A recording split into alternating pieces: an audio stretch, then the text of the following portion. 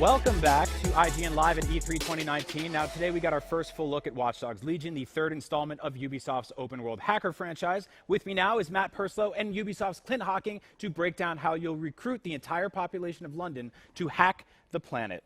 Hello. Hello. Thank you so much for coming. My pleasure, absolutely. First question that I have to ask because I will get chastised if I don't. Are there dogs in this game? There are no dogs in the game. There are no dogs in the No. game? No, well, because if you're going to play as anyone, we would have to be able to support playing as a dog, because that's only fair. I didn't even think of that. That's amazing. So obviously, big debut today. We got to see the world coming together for the first time. This feels like a far more threatening, dangerous world than we've seen from Watch Dogs yet. Absolutely. I mean, we've sort of created a speculative near-future version of London where we've taken a lot of things that are messed up about the world today, and we've kind of turned those things up to 11 to create a really threatening context for the player to fight back against. And so why London? Like, that is, as a city, a very specific decision, I guess, on the design point.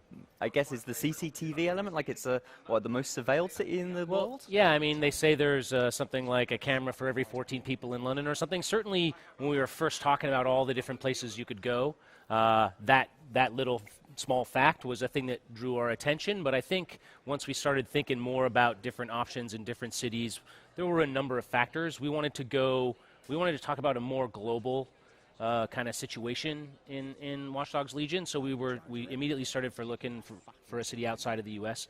We also, wanted to look at a city that was very culturally diverse, and London is one of the most diverse cities in the world. There's like 200 different languages spoken there, people from all around the world. Because with Play As Anyone, which was sort of like a thing we came up with also at the very beginning, we really wanted to make sure that anyone could go as wide as it possibly could, except maybe for dogs. Except for dogs, but that's okay. Yeah. And so I guess it feels, are these people being hacked? It seems like there's a sort of a chip. So part of our world fiction, Bloom from Watch Dogs 1 and Watch Dogs 2 was badly embarrassed and, massively damaged after the events of Watch Dogs 2.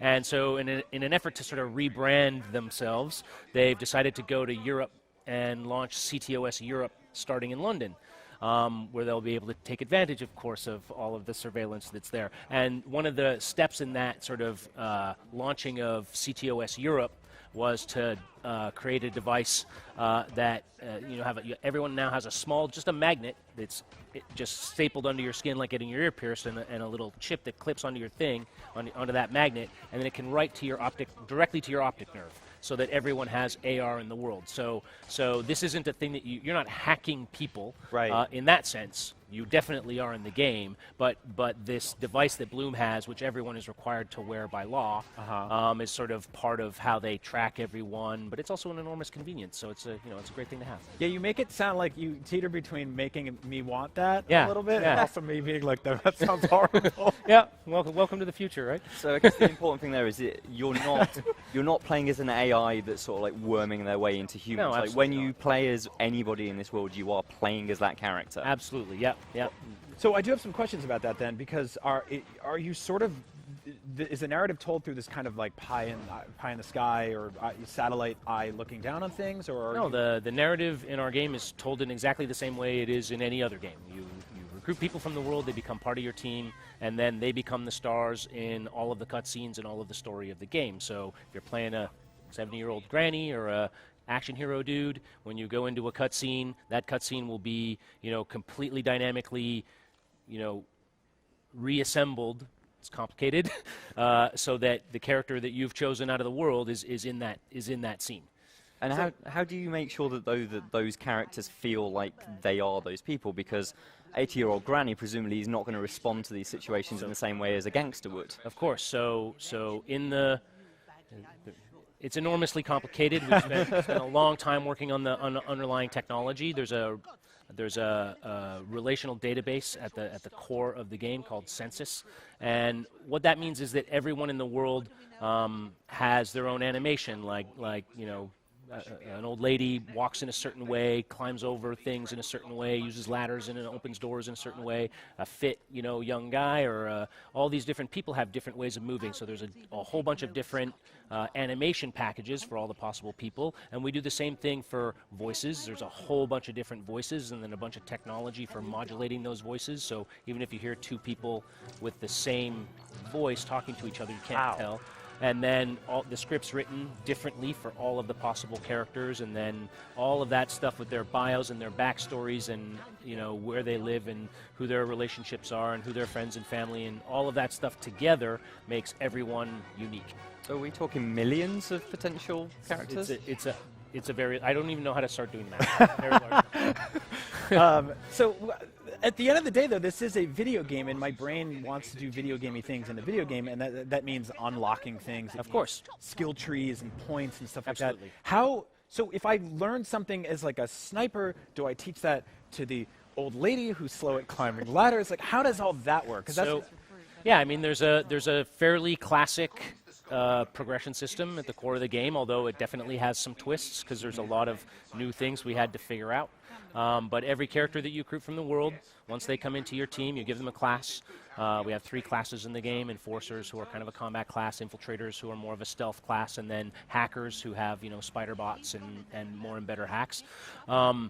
And they level up in their own progression, and there's perks that are class specific, so there's sort of little subclass builds that you can make for every class. And then also DedSec as an organization has a bunch of upgrades that you can buy in a fairly traditional way, and those DedSec upgrades, like unlocking a new gun, everyone who has the ability to use that gun has now access to that gun, or an improvement that you make to spider bots, for example, would apply to everyone, or the ability to hack a certain kind of drone would now apply to everyone.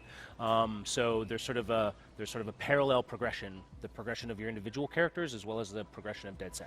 You mentioned snipers, but the thing is like in London, we don't have guns. Like, it's not legal for us to have that. How are you approaching that?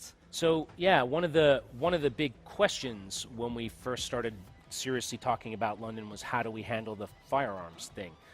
Even police in London don't carry firearms, and the police in our game don't carry firearms. In fact, the police in our game are really depicted more as sympathetic characters. They're still on the side of Albion, the private military faction, but private military corporation, but they're much more sympathetic.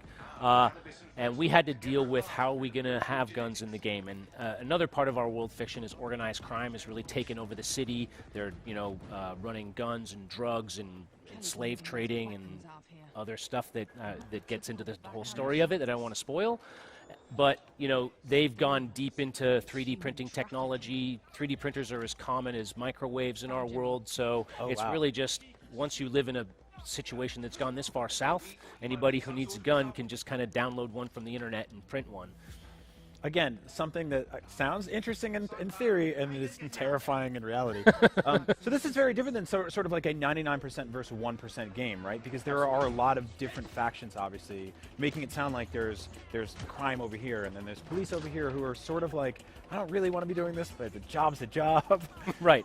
So how did you begin to build out that world and sort of put threats in certain places and identify who can be good and who can be bad? Because when you can hack anybody, it seems like that play is anybody. Play is anybody. That's what I mean. It seems like things can get a little muddy there, right?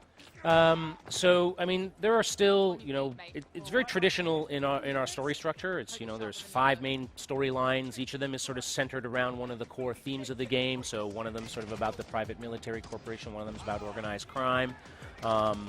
One of them's about kind of what's going on with technology. Bloom's a player in that.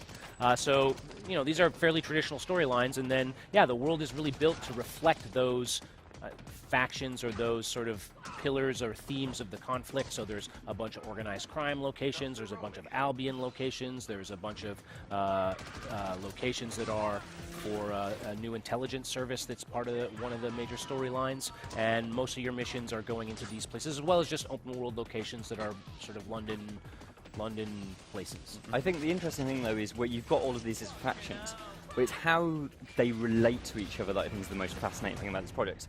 So I think the best way to describe this is, can you explain how recruitment works? Right. And how, as you're recruiting people, it affects the fabric of London society? Right. So, I mean, So recruitment, again, it's fairly involved, but the basic idea is everyone in the world has a sort of opinion of DedSec, and if you increase their opinion enough, they will join DedSec. So someone who's an enemy guard in a location who's there to defend the location from DedSec probably hates DedSec. 0 out of 100 or 1 out of 100 really hates them.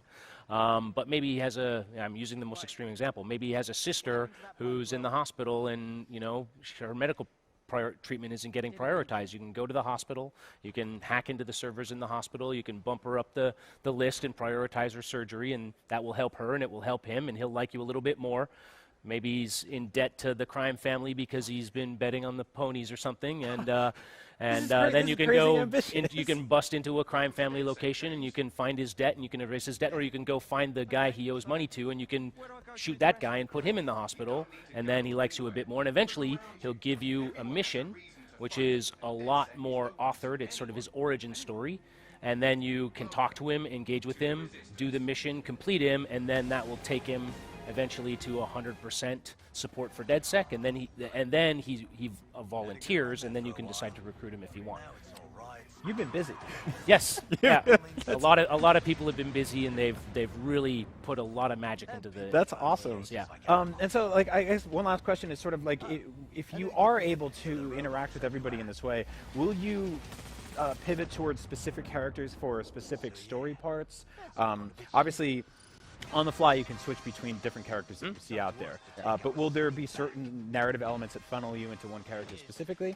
There's a few places in the game where we might require you to recruit a specific person or a specific type of person, not never a specific person, specific type of person to do a specific mission. I'm going to save the details of those are a bit spoilery, but for the most part, yeah. I mean, you might want to pick your hacker to go into the high-tech installation with lots of drones and stuff like that, because you have more capability there. You're going into a fortified military base, and your mission is to blow up some weapons shipment. Maybe you're going to take an enforcer and just go in kind of guns blazing. So it's about learning the threats, learning the environments, learning the locations, and bringing the right tool for the job, in a sense. All right. Well, that is Watch Dogs Legion. It is out next year, and I can't wait to recruit an old lady to punch another old lady right in her old lady face. Sorry? I'm very excited for this game.